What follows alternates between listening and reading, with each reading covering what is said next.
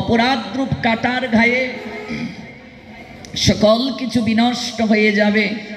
এই জন্য তার চরণেই প্রেম মধু, তার কাছেই প্রেম প্রাপ্তি সম্ভব। শ্রীমান মহাপ্রভু নিজে আচরণ করে শিক্ষা দিলেন।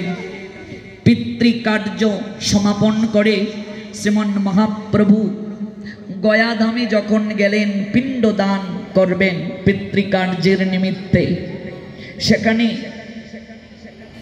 দেখবেন গয়াসুরের বুকের মাঝে ভগবান শ্রী বিষ্ণুর চরণ চিহ্ন রয়েছে গয়াধামে। সেই চরণ চিহ্ন দর্শন করে শ্রীমান গৌর হরি অঝুর দ্বারাই কাঁদতে শুরু করলেন।